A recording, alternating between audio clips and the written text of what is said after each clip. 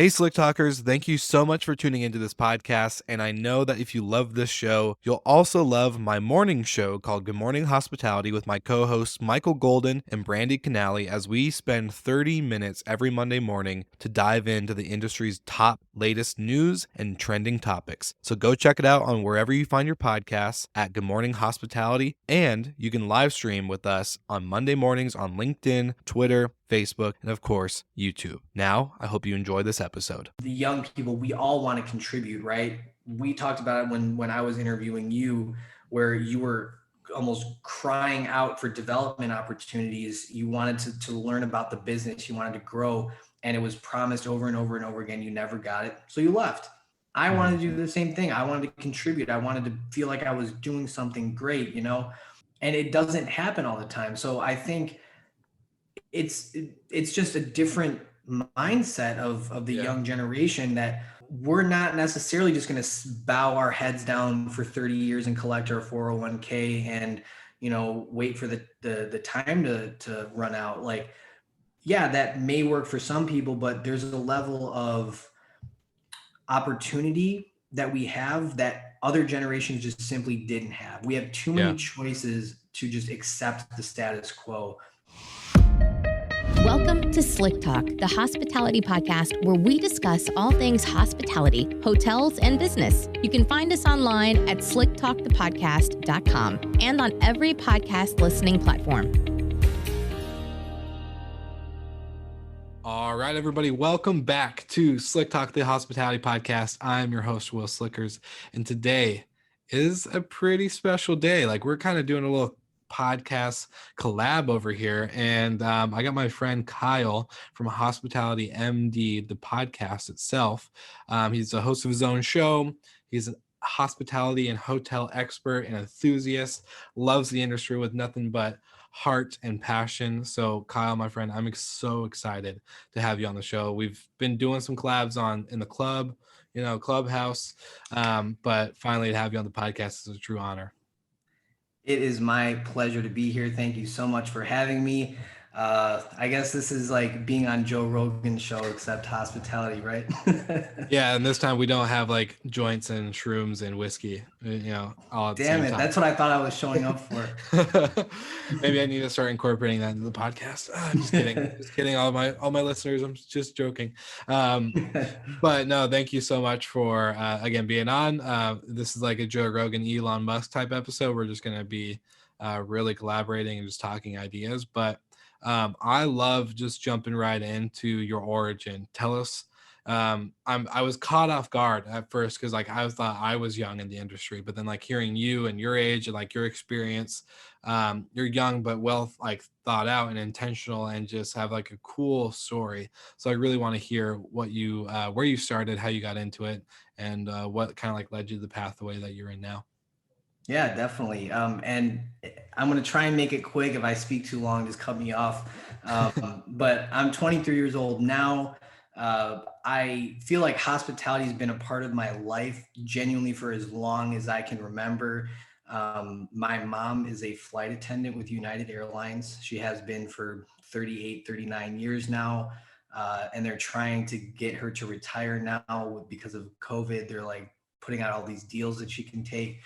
But she's holding on right now because she just doesn't want to stop flying. She wants to have that closure, right? So I got my hospitality kind of from my mom, I think, and being able to go with her to work sometimes and like just be a passenger on the plane, fly to Hawaii, and then lay over for like 30 hours and hang out and then fly back. Stuff like that is kind of what laid the foundation for me. And that there's a inexplicable kind of obsession that I began to have with hotels, very specifically hotels, but also hospitality and tourism in a broad sense from a very young age. And I think it's rooted in just the marketing and the branding and the feel that you get, because like, I would remember, even just take United, for example, the George Gershwin Rhapsody in Blue, that became like part of their just sensory experience of flying on the plane and all that kind of stuff that just became really just mesmerizing to me. And as a kid, I would I was just starting to learn and be able to discern different brands like mid-scale, upper mid-scale, economy, like all this stuff I was just thinking about like as a young kid. And I just loved it. And I love staying in hotels, always fascinated by it. And when I was like 6 years old, I actually turned my home into a hotel for my parents. Daily housekeeping service, in-room dining options, like they must have been pleased that I was finally cleaning up something. So yeah, that's kind of how I got my start. Like literally there's maybe I'll send you some pictures afterward of like actual like in-room dining menu that I like scribbled out and like left in my parents' room as like a 6-year-old. So I'll send you that. But so that's kind of like my unofficial start. I started out in the hotel industry when I was 17. It was time for me to get a job. And I applied to work at the, well, actually my mom applied for me. So she knew that I was going to enjoy it before I did. My subconscious obsession over the years had kind of faded with like high school and extracurriculars and stuff. But she remembered, she applied for me to work at the resort around the corner from my house. I got a call from HR, had no idea what she was talking about, but said, yes, I'll come in for an interview. And, I met at my interview for my first hotel job, my current podcast producer and business partner, Greg. He was my first front office manager. He hired me with no more experience than a paper route to work at this 310 room resort. Wow. Yeah, so we've been riding or dying for a long time. Can I ask you before you go in, from the kid standpoint, I'm really curious, like, because you asked me a similar question on your show, and what fascinated you so much about the hotel, like vibe or ambiance, so much as a kid? Like, what? Because most kids, I don't know, I've seen, like, I always give my nieces like a hard time, be like, oh my gosh, stay at this hotel, and they're like, okay, cool. Like, what? You should be so amped up to stay at a hotel. So like, what for you? Like, what was that? I have recently started like developing this idea that at some point I want to talk about, but it's like this crescendo of like the travel experience, if you will. And it starts with you like the night before, even like we'll just start there where you have kind of anxiety and you're ramping up and you just feel like, oh, I can't sleep, I'm so excited, and you get up and you rush and you're going to the airport. And for me, being from Chicago and being a child of a United flight attendant, which hub is at O'Hare Airport in Chicago, as you're riding up to O'Hare in the car, there's these like speed, not bumps, but they're kind of like little ridges that go like zzz when you drive over them. And just for some reason, I remember like being in the car, super excited, looking out the window. The Hilton O'Hare Airport is there. It's kind of foggy out, and you're just going and all these bzz, bzz, bzz, and you're driving, and it's all this sensory overload is building up. And you do it, and then you go through the airport and you feel important because you're seeing a bunch of business travelers walking around. And then you get to the hotel and you go to your room and everything is clean, and you sleep in a bed that's not yours, and you get to go down for breakfast. And like my dad, for example, never seen this man eat breakfast once at his own home in like 20 years, never seen him eat breakfast. At a hotel, he's first up in the morning, eating breakfast, ready to go. Like, that's the kind of stuff that a hotel will turn you into doing. You do stuff that you're not going to do at home. And I don't know if I have a conscious like thought that like, yes, as a 6-year-old, this is why I loved hotels. But it just has to do with the feeling is really the most I can say. And the that anticipation, kind of rising and falling action of travel. And the hotel was just always the most important part of it for me. Yeah, no, that's super cool. Sorry, I just had to figure that out. I was like, what was the aspect that got you so excited as a kid? But I think the anticipation is a really good descriptor. So continue on. I didn't mean to cut you off, but like, you met Greg, your business partner. podcast producer, front desk manager that hired you on the spot with no experience. What happened from there? Yeah, so I basically, this is, I was in high school at the time, and a few months after starting, I became front office supervisor. And, the way that the hotel was kind of restructuring at the time, it was one salaried department head, and then there were me and one other supervisor. So I was, 17, 18 years old, going to school in the morning, and then going straight from school, throwing my suit on and going into the hotel for PM MOD shifts. We were sold out. I was walking people, just whatever it was, and that was just like the intoxication of working in an operations environment.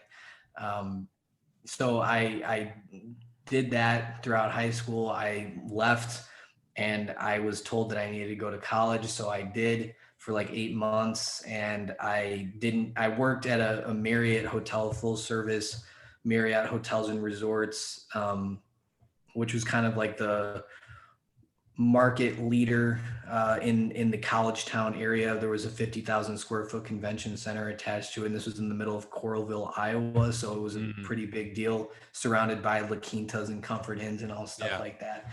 So I worked there. It was 286 rooms.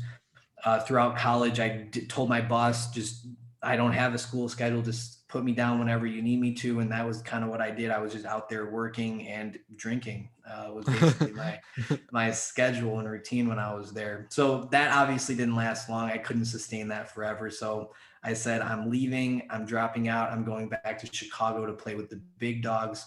I took the first job I could get as a housekeeping supervisor at the 368 room Embassy Suites by Hilton in Chicago downtown. It was my first Chicago property, first time in housekeeping. Just learned a lot from there, and got to work in a different department, got to work with just being I was the only male in the department besides a couple of housemen. And I learned how to speak some good hotel Spanglish in that time, while I was there, and it was fun. And then Greg, actually, we had separated paths, but he had a position open at a hotel he was at, and I actually took a step down and became a front desk agent again after a couple of years of not being that. But it was my first 4-diamond boutique hotel. So I said, okay, let me do this. And, within 3 months, I was a front office supervisor. Within 6 months, I was an assistant front office manager. That was at the Witt Hotel in Chicago. Then I left. I was a front office manager at the Drake in Chicago, 535 rooms, 100 years old, kind of the grand dame of Chicago. Pretty iconic property. And while I was there, I was able to do task force director of rooms at the Hilton Oakland Airport, and which is 360 rooms, task force front office manager at the 1,200 room Hilton San Diego Bayfront. Then I became the first front office department head for the, and this is like, well, I'm 21 years old, by the way, as well, which is all pretty crazy when I think back on it. But then I became the first front office department head for the nation's first and Chicago's only triple branded hotel connected to the largest convention center in the Western Hemisphere, which is McCormick Place in Chicago. So that was 466 rooms, 3 property management systems, 3 unique brands, just interesting property. Slapped in one. All in one. Yeah, one front desk, but you had 3 elevator banks with different like logos above the elevator banks, and each it was like different towers, but they were all connected, so to speak. So that was interesting. And then from there, I went back to the Witt to be the front office manager there. This was right before the pandemic started, and I worked through the first few months of the pandemic. My hotel got destroyed by rioters after George Floyd passed away, and then I found myself without a job, and now I do hospitality MD full time. Now, my first question to you to kind of tail back, you've got a lot of experience in all those different realms, which is super cool. But when you were in high school, you were 17 and you had your first job with Greg. how did it feel to be kind of like, what was the atmosphere like, and maybe just everything being the young, supervisor when people maybe older than you? Because I've experienced this as well. I was a very young supervisor, then became manager with people that were a lot older than I am and a lot, or maybe more experienced. They've been in the industry maybe a little bit longer, on property a little bit longer than I was. How'd that go for you? This is a good question. I don't think I really was fully aware of some of the judgment that I was receiving at the time by some other people in the hotel.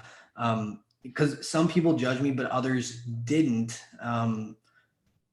Because I actually walked the talk a lot of the time. Like, I was there, I was running the hotel, and I was, just doing a good job. It was really a natural fit, honestly.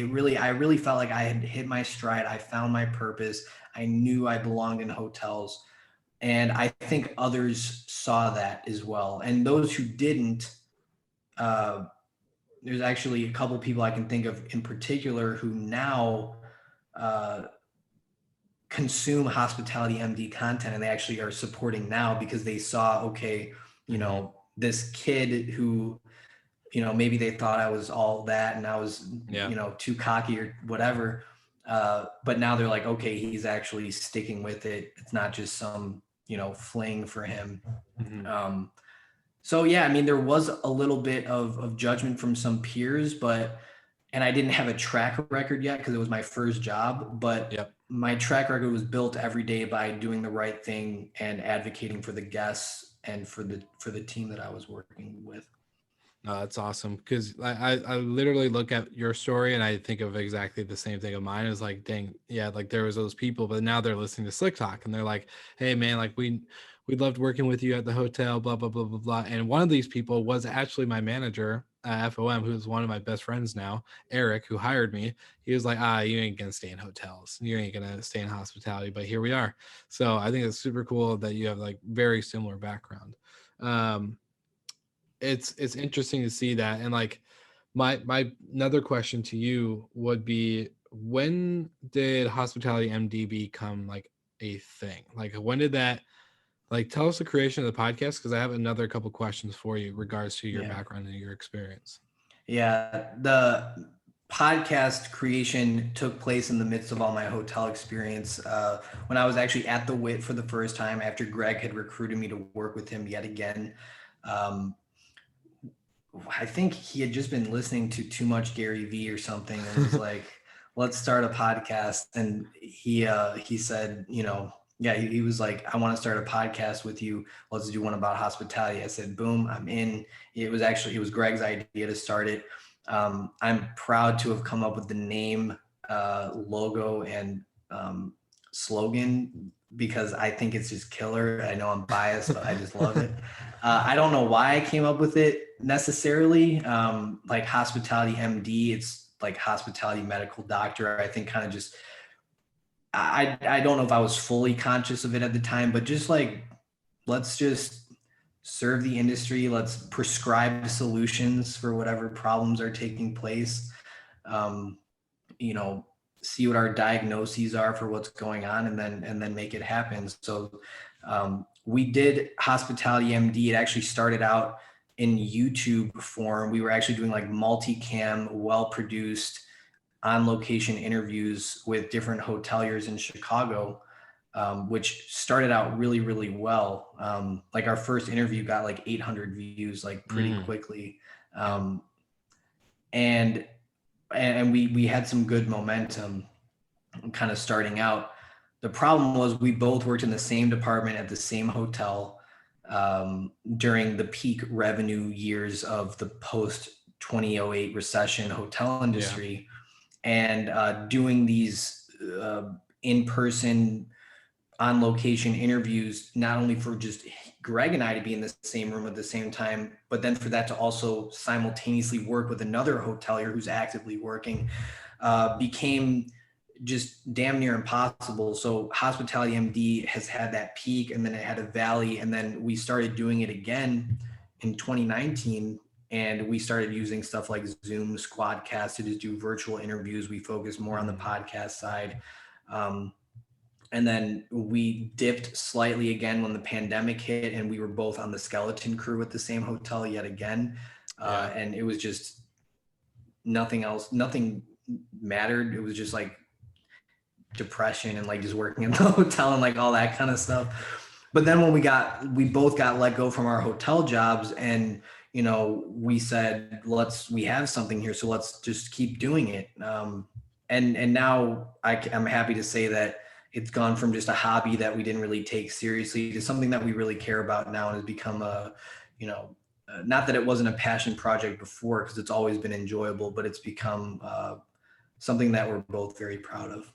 Yeah, no, I love it, man. I love the story. I think it's super cool. And just like, I think the fact that we can say that as podcasters, so like first, I think you would agree that we're pretty much podcasters first, and then we're hospitality experts or consultants or advisors or whatever, entrepreneurs second. Not that they don't coincide, they do, but the podcast is very strong in the forefront. To say that we've made it this far through a pandemic says a lot, I would say. So I just want to give you a kudos to that. And I know you're coming up, or you actually had your third year birthday as a podcast, right? Well, we had like our third birthday of like thinking about it, but our third birthday isn't until April. This may have been released maybe after our birthday. So belated happy birthday to Hospitality MD. But I think April 3rd is actually the day that we officially launched to the public for the first time. Okay, awesome. Well, mine's in March, so we're good. We're very close in like 2018. I forget the date, but I think I understand that we're very close on the 3rd year mark, which is exciting. I'm going to have to take you up on that birthday hat. We're going to do like a live stream or something wearing like cone heads or something to celebrate. That would be awesome. I would love that. But can I ask you a question now? Because you got me intrigued on a certain word that you're using when you're describing some of your positions. So you were saying you were on task force. Yes. Can you explain that to me? Because that's something I actually had never heard other than from my military experience, like being on a task force. What was a task force position like for you in a hotel? Like, can you explain that a little bit? Is that something that just happens in Chicago, or is this like or completely around me and I've just been completely blind?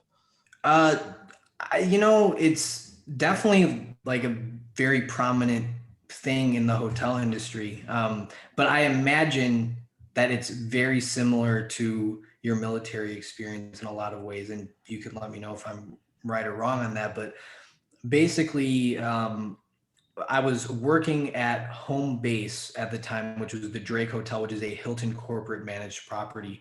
And within the Hilton corporate managed ecosystem, excluding any of the franchises, within that ecosystem, you can like put into like a portal. I don't know exactly how it works if you want to request one, but you tell somebody, you do something and you say, I need this position for this length of time. And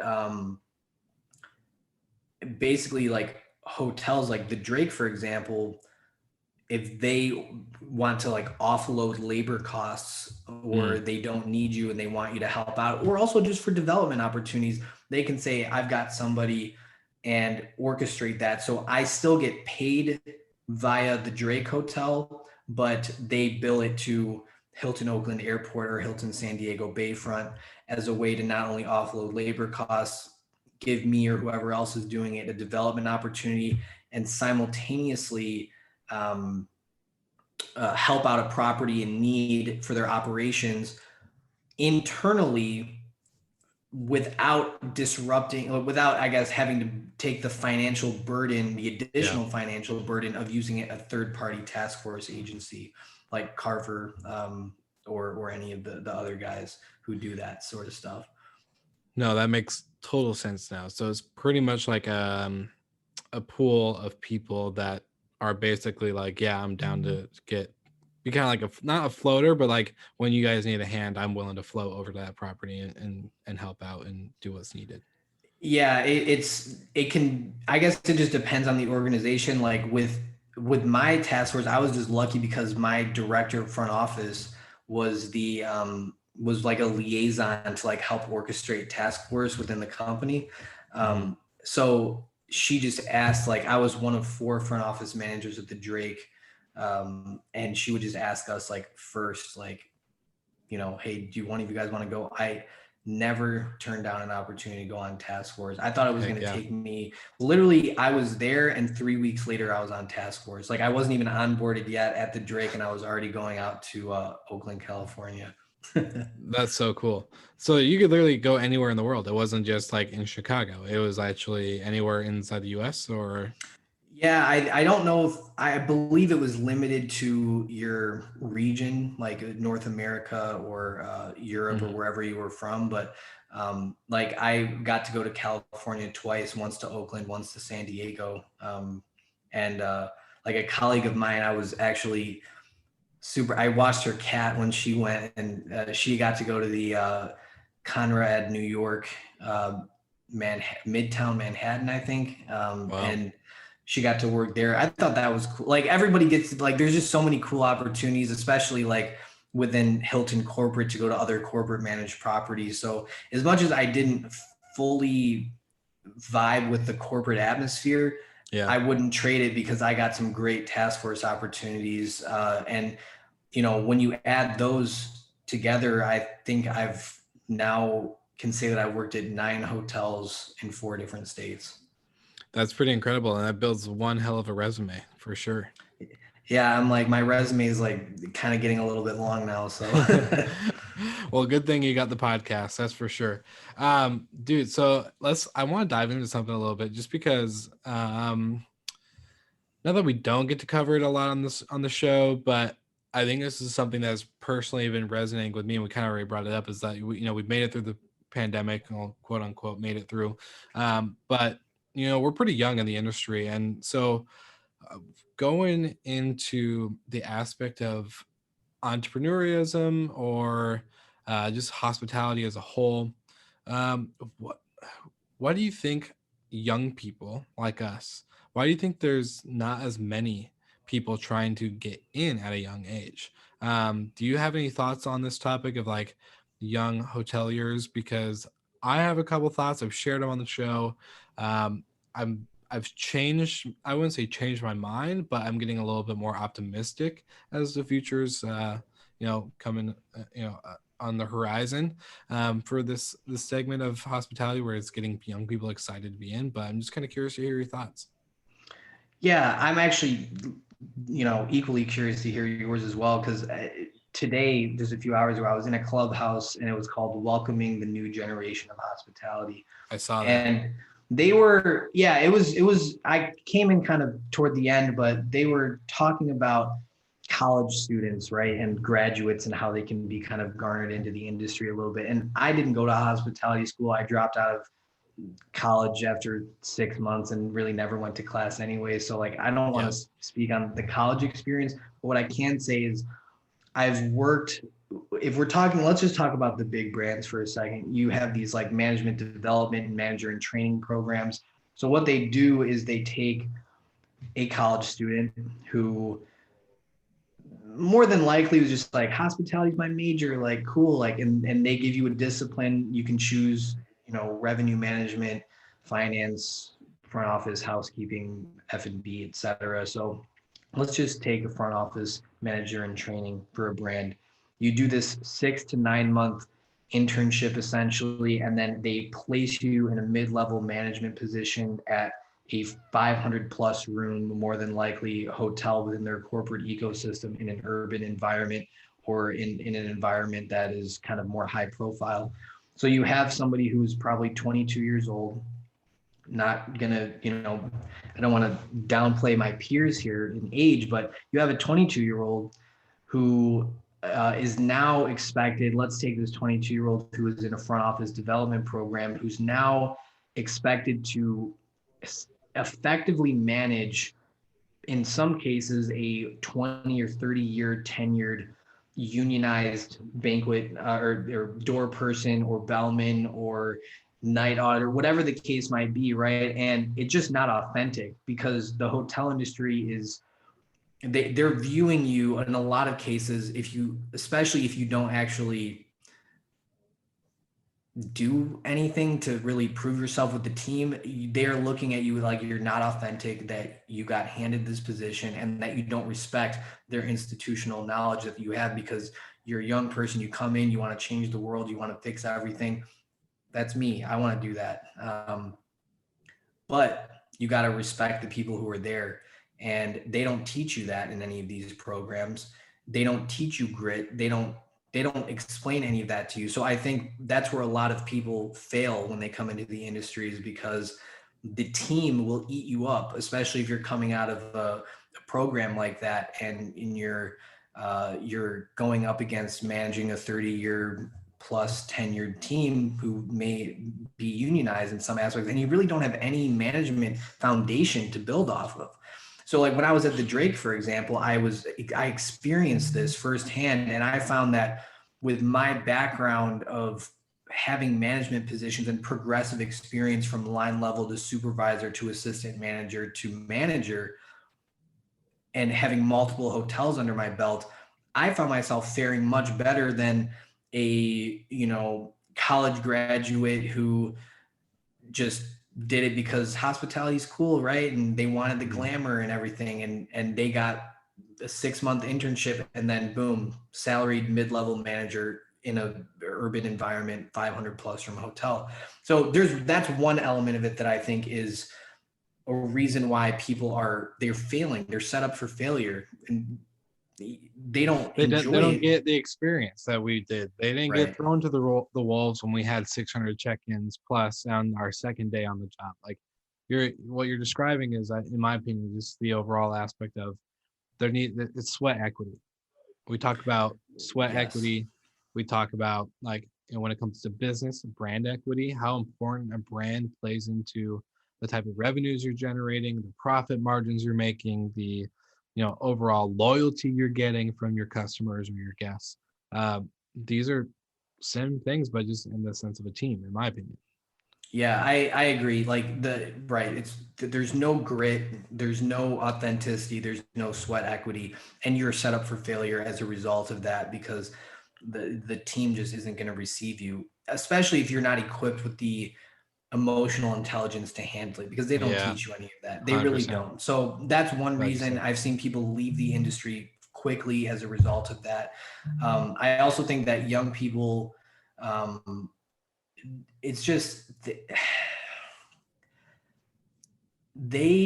young people, and I'll say us, right? In this, I was gonna say, you don't say young people. I just turned 26, but it does not mean I'm old. Okay, I'm still young. No, you're a youngster, and I will say us, right, as a young person's community, Gen Z, even millennials, right?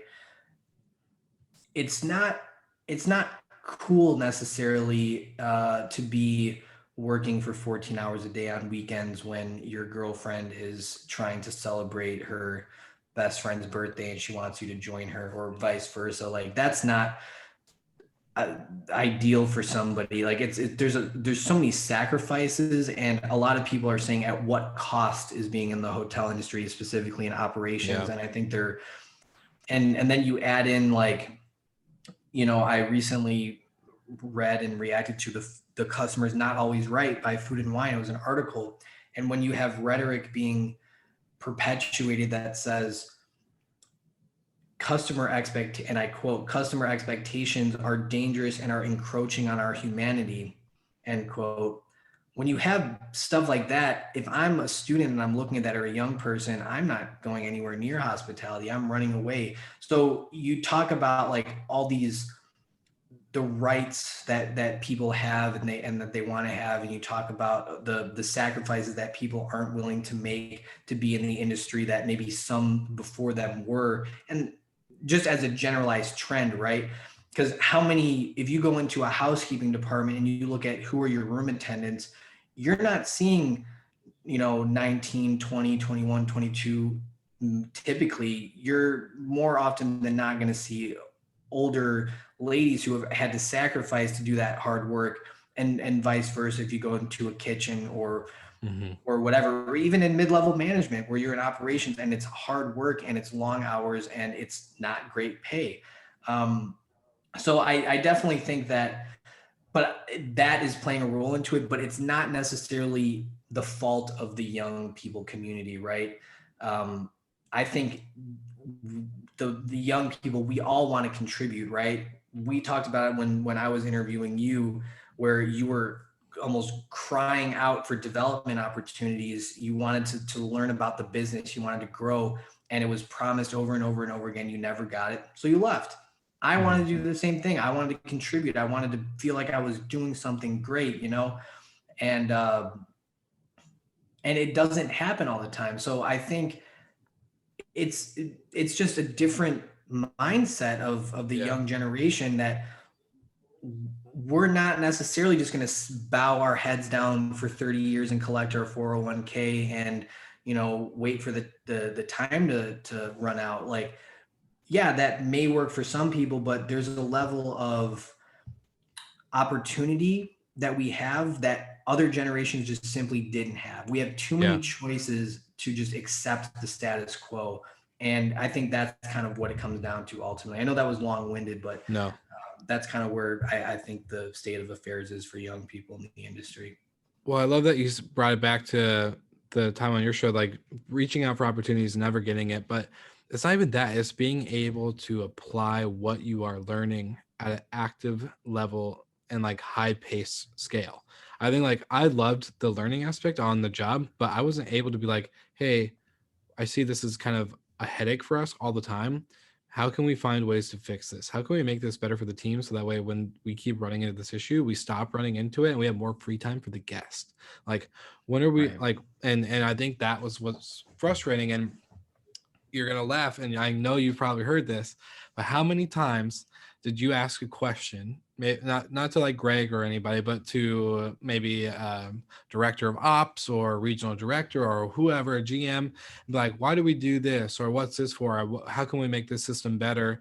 Can you explain to me why we have a channel manager and a PMS and all these things on different platforms? Why is nothing centralized, et cetera, et cetera? I can go on. Then the answer you got was, well, it's how it's always been the last 20 years. This is how we've always done it. How many times did you get that?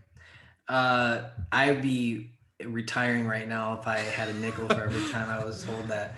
But like, for real, man, like there is a tradition, right, in the hospitality and hotel industry. Like, the oldest story in the book, like Mary and Joseph showing up at the inn and they were sold out and they were relocated to the barn. Like, lodging has been done the same way. It's a transaction. You pay us for the room, we give you a key. And that's the extent of the innovation that's been had, and I'm speaking very generally, for generations. And I also think that there was a time back in the day, this is before my time, but there was a time that it was okay for GMs to just yell at you and scream at you. Like, there was just that Hell's Kitchen style of management was very popular for a long time. And which I'm shocked in the hospitality industry. It's like, hello, do you not know what industry we're in? It's the irony, right? Yeah. So yeah, I think that we're just not really willing to put up with that anymore, because we just have too many choices. And you know, and then when you want to start talking about the innovation, and it's just, there's always an excuse. There's always just a level of apathy about it, because revenue is great. So we don't have to innovate because the guests are still coming. And now we know that the guests will just simply stop showing up. I don't think anybody really understood that hotels can kind of across the board be at like 2-3%. Like, we know this now. So there's no excuse not to innovate. Yeah. Well, you make a ton of good points, and I love this conversation too. Like, this is something. We just never get really to do this on the show, so it's really cool. But I want to do like a small backstory. So I'm gonna do a shout out to an audience member who's actually reached out and told me her story. Sunny, if you're listening to this, hello. I hope you're enjoying the episode. But she is in hotel school. She's in hotel school in Chicago. I don't know all the details, but we talked about now, and I want people who are listening to this to not think we're dogging on the hotel school route. it's not a bad route to go, especially if you're a very curious person. You maybe want to dip your toe in to see if you even like hotels and hospitality and all this other stuff. So I'm not dogging on it. I think it's a route that, if you want to go that way, go for it. But I preferred the route that I went just because I think I learned so much on the spot, on the job training, just like you did. But Sunny asked me a question in our conversation that we had, and it was going to how she asked literally, how can us, the student of a hotel school, bring value, especially when we're in the middle of a pandemic where no one's hiring, they have no occupancy, they have no revenue coming in. How can we bring value to an industry that we're falling in love with and haven't even experienced yet? So like, how can and that to me was a deep, deep question. And so I'm going to throw this to you because I think you and I, as younger people that maybe didn't go the college route or whatever, can think of, what would you have done if you were in that shoe, in that position? Yeah, I just got chills, by the way. Sonny, great question. You're going to school in Chicago. I live in Chicago. Let's talk about it sometime, really. Because the fact that you're reaching out to Will and asking these kind of questions is that's a great place to start, in my opinion. Just talking to people, networking. I love it. Let's meet up. If you guys get coffee, please Zoom me, virtually Zoom me in. Yes, absolutely. Absolutely. We certainly will. So you're in school, right? And the industry is decimated. You love the industry, but you feel like it's just you don't have any experience. What are you going to do? Nobody's going to hire me. How can we provide value? And I can imagine that you feel totally lost. And even people who had been in senior and C-suite level positions in brands and management companies have felt the same exact way you have now. So don't think that you're alone in your thoughts because you don't have any experience.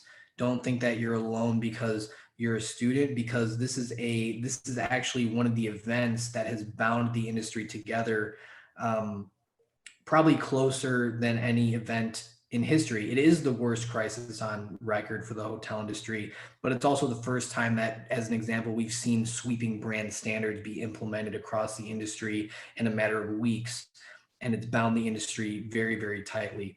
So you are a part of this industry, even if you don't feel like it. So keep that in mind.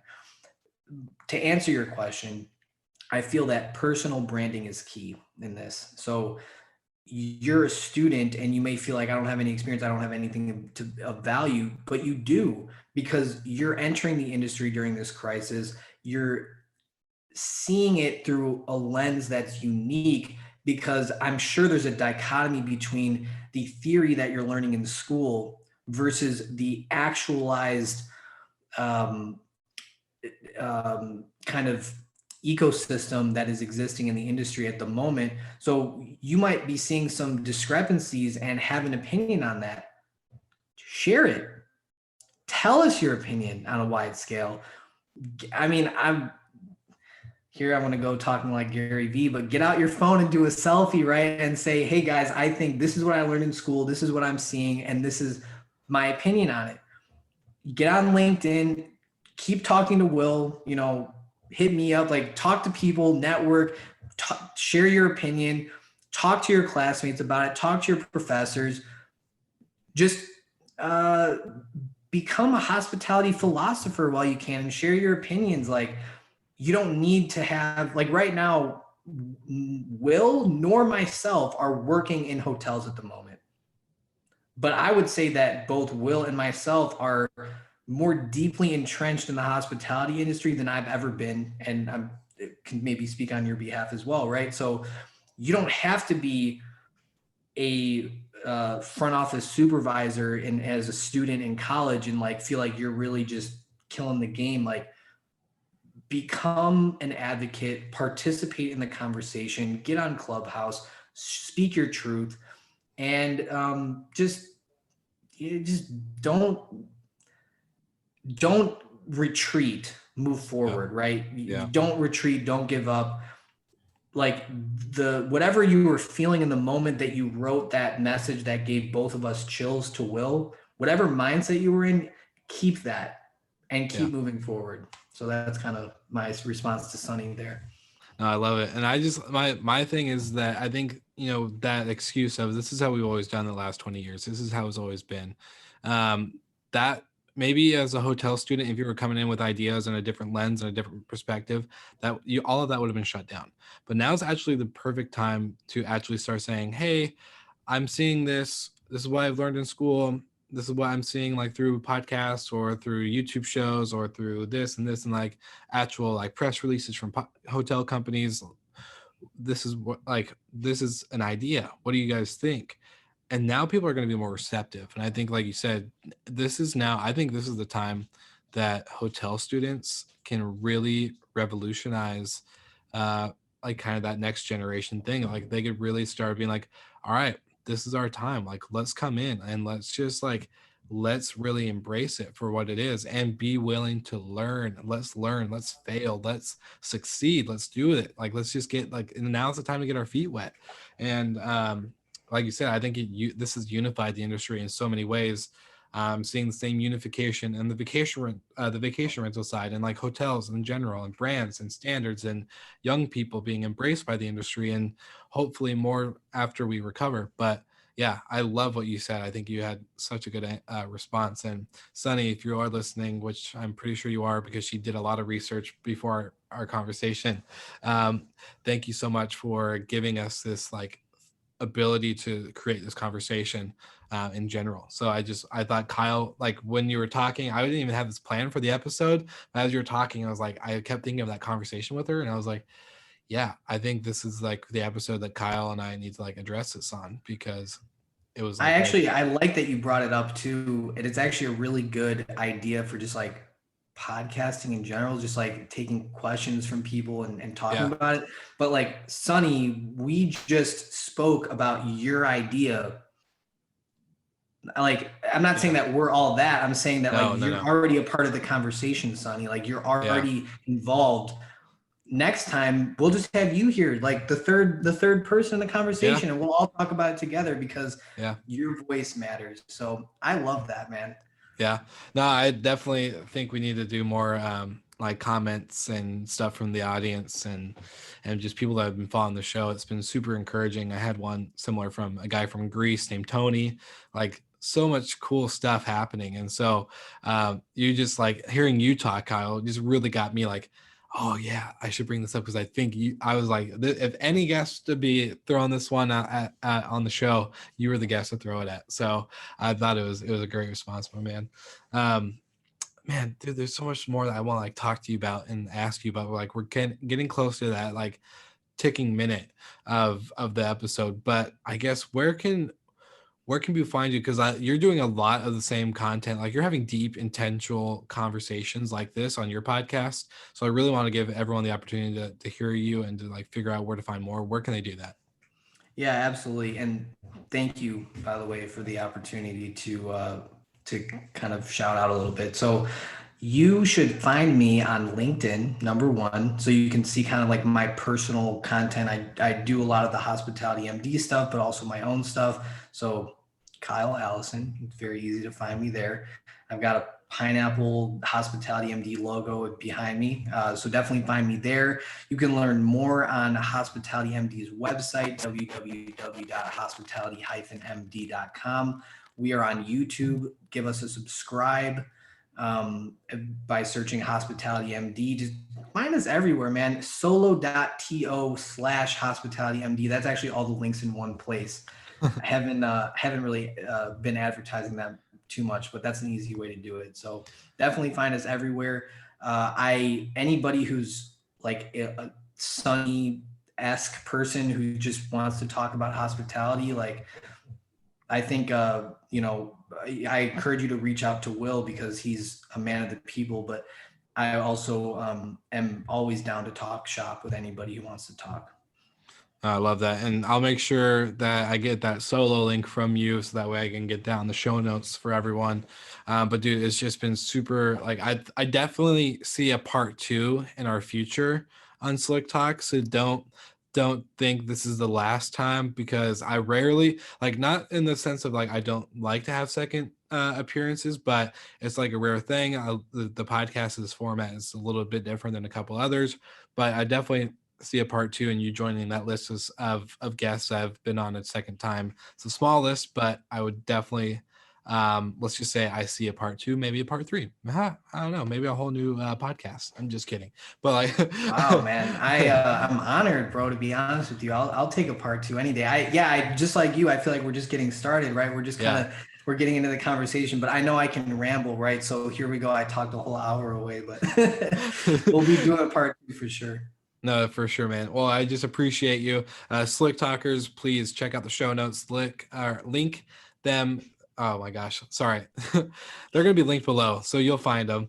And enjoy Hospitality MD. You'll be seeing a lot more of them and a lot more of Slick Talk content coming out your way. So Kyle, again, my friend, thank you so much for tuning in and jumping on the call with me. It's been super great.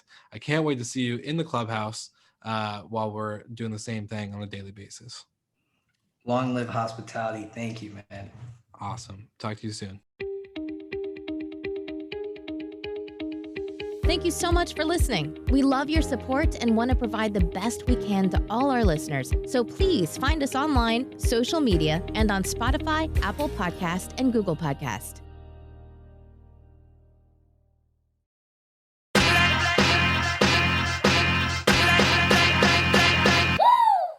What's up, everybody? If you've gotten this far into the episode of Slick Talk, the Hospitality Podcast, then you are amazing, and thank you so much for tuning in. We want to send you two places really quickly. If you can, check out the show notes and click the hospitality.fm link. Check out all of our other shows on the podcast network. And don't forget, if you have someone that you want to hear on the podcast, then fill out the guest fill out form so that way we can get them on the show. Thank you so much for tuning in, and I hope you enjoy another episode of Slick Talk, the Hospitality Podcast.